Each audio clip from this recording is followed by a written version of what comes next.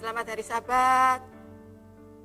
Kita bersyukur kita masih mempunyai satu kesempatan untuk mempelajari firman Tuhan. Pada saat ini kita akan belajar firman Tuhan dari pelajaran sekolah sahabat kita yang ke-6 yang berjudul Menemukan Istirahat dalam Ikatan Keluarga. Kita akan berdoa dulu. Maha besar Allah Bapa kami dalam surga. Allah yang kami sembah, kami puji dan kami muliakan. Bapa, pada pembukaan hari Sabat yang suci ini, kami datang ke hadirat-Mu untuk mengucapkan syukur terima kasih atas pemeliharaan Tuhan sepanjang 6 hari bekerja kami, sehingga pada hari Sabat yang suci ini, kami masih mempunyai kesempatan untuk mempelajari firman-Mu sesuai dengan rencana-Mu. Biarlah Tuhan sendiri melalui Roh Kudus-Mu yang akan menyampaikan pelajaran ini, sehingga kami semua boleh menerimanya dengan rasa syukur dan sukacita, boleh menjadikan renungan kami, dan kami boleh mempraktekkan di dalam kehidupan kami sehari-hari. Terima kasih Tuhan, ampuni semua kekurangan dosa kesalahan kami, karena semua ini kami mohon dalam nama Yesus, Tuhan dan Juru Selamat kami. Amin. Kita sampai pada pelajaran yang ke-6 dalam hari Sabat ini yang berjudul Menemukan Istirahat dalam Ikatan Keluarga.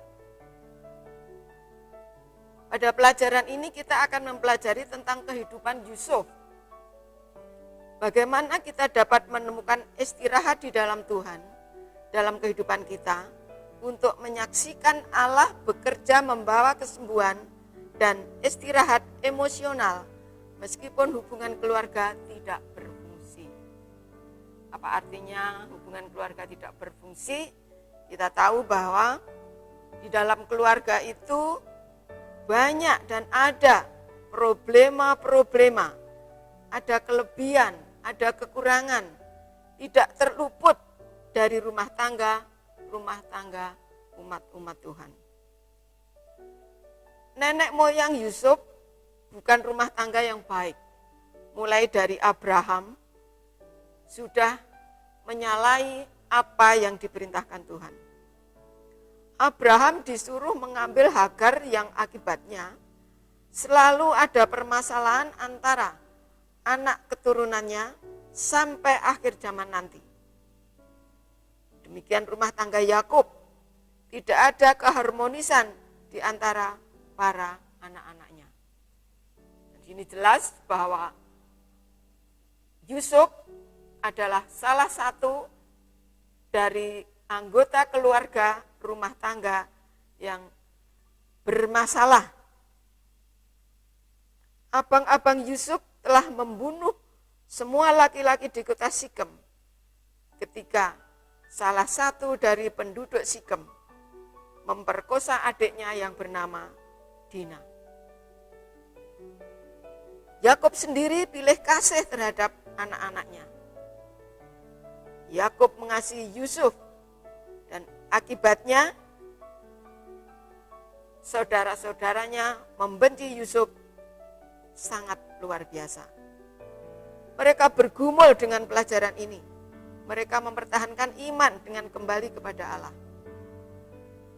Saudara-saudara Yusuf memperlakukan Yusuf semena-mena, bahkan sampai ingin membunuhnya. Mereka bersekongkol untuk menghilangkan Yusuf dari keluarga itu, karena marah karena ayahnya yaitu Yakub mengistimewakan Yusuf, sehingga semua benci kepada Yusuf. Akhirnya suatu saat ketika Yusuf disuruh menyusul abang-abangnya di dalam bekerja menggembalakan ternak, di situ timbul kebencian yang memuncak sehingga Yusuf akhirnya difitnah, dimasukkan ke dalam sumur, akhirnya diselamatkan dari dalam sumur dan dijual kepada orang-orang Ismail yang akhirnya dijual ke Mesir. Akhirnya Yusuf merasa sangat sakit hatinya. Yusuf membawa rasa sakit tak terbatas. Hubungan keluarga yang rumit ini sempat membuat dia putus asa. Dia sempat tidak tahu apa yang akan dia lakukan. Untungnya, tidak lama Yusuf bisa mengambil keputusan untuk kembali kepada Allah. Dan dia berdoa agar Tuhan penjaga Israel itu menyertai dia di tempat pembuangan itu.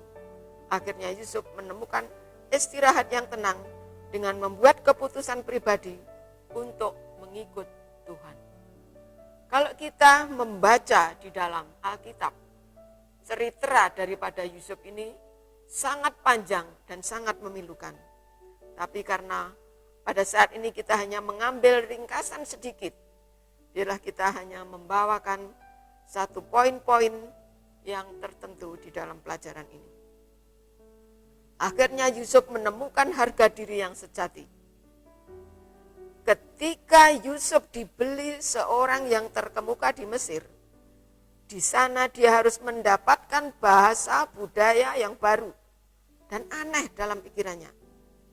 Tetapi karena dia telah biasa dengan pendidikan di rumah sebagai anak yang dikasihi dan diperlakukan dengan kebenaran, dia merasa sangat berharga dan menyebabkan dia segera berubah untuk menjaga harga dirinya dengan mengikut Tuhannya. Luar biasa. Allah melihat potensi yang besar, keindahan dan talenta, bahkan tidak bisa kita bayangkan. Salib juga menunjukkan kepada kita harga dan nilai kita. Allah tidak hanya menebus kita dari kuasa dosa, tetapi dari kematian kekal, yaitu upah dosa atau maut. Yusuf segera mengingat pelajaran itu, dan dia segera mengingat bahwa dirinya mempunyai harga diri yang besar. Dia tidak lantas mengikuti segala apa yang ada di Mesir, di tempat tuannya yang baru. Kisah Yusuf di rumah Potifar, orang yang membelinya sebagai budak, dia juga punya masalah yang rumit. Sebenarnya dia bisa bergaul dengan baik dengan sesama budak-budak yang lain. Dia bekerja, setia, disiplin, komitmen, dedikasi tinggi, sehingga akhirnya tuannya pun mempercayakan segalanya kepadanya. Hanya istrinya yang tidak diserahkan kepadanya. Semua harta miliknya menjadi tanggung jawab Yusuf. Satu kali Yusuf punya satu masalah yang rumit dengan istri Potifar. Tetapi Tuhan tetap membantunya melawan istri Potifar itu sampai dia masuk penjara. Di penjara pun Tuhan menyertai Yusuf. Dia bekerja dengan baik dengan orang lain, terlebih dengan penguasa penjara. Tuhan menyertai Yusuf. Apapun yang dilakukan, apapun keadaannya, karena Yusuf telah berkomitmen, berjanji akan mengikut Tuhan. Yusuf mempunyai satu cara, mempunyai satu maksud, mempunyai satu kekuatan untuk mengikut dan pasrah kepada Tuhan. Untuk itu Tuhan bekerja dimanapun Yusuf berada dan apapun keadaannya. Dan dari situ, dari penjara, Tuhan memanggil dia sebagai pengerja atau umat yang berguna di dalam kehidupan seluruh keluarganya, seluruh umat manusia di Kanaan maupun di Mesir. Itulah sekelumit pelajaran-pelajaran yang sudah kita pelajari sepanjang minggu ini, dan kita akan masuk ke dalam pendalaman. Ada beberapa poin di sini. Yang pertama, dalam konteks apa yang terjadi pada Potifar. Ini adalah contoh bagi semua generasi harus hidup. Tuhan akan menjadi pertolongan yang selalu hadir dan rohnya menjadi perisai. Meskipun dikelilingi dengan godaan yang paling berat, ada sumber kekuatan yang dapat mereka gunakan dan untuk melawan mereka. Betapa sengitnya serangan terhadap moral Yusuf. Itu datang dari salah satu pengaruh yang paling mungkin untuk menyesatkan. Namun, betapa cepat dan tegas itu ditolak. Dia telah menempatkan reputasi dan minatnya di dalam Tuhan. Poin kedua, dan meskipun dia menderita untuk sesaat, untuk mempersiapkan mengisi posisi penting, namun Allah berhasil menjaga reputasi yang dihitamkan oleh penuduh yang jahat. Dan setelah itu, dalam waktunya yang tepat, menyebabkan bersinar. Allah, poin yang terakhir ini, Allah bahkan membuat penjara itu menjadi jalan bagi pengangkatannya. Kebajikan pada waktunya akan membawa hadiah sendiri.